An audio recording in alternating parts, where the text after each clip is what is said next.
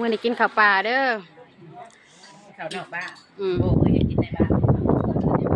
อาหารก็มีแต่อาหารบ้านอาหารก็มีแต่แน่แซ่บๆเด้อๆต้มไก่แกงหน่อไม้ก้อยปลาก้อยมักลิ้นไม้แล้วก็ต้มเป็ดลงเป็นทอดแล้วเนาะนี่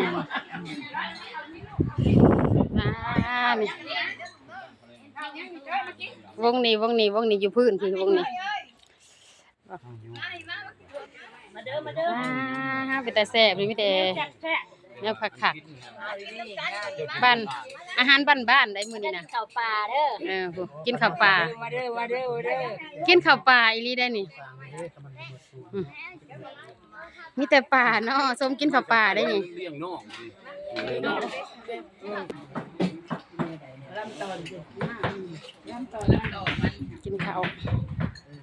กินข้าวปลาส้มกินข้าวปลาแห้งดิมีแต่ปลามาเด้อพี่น้องกินข้าวปลาเด้อ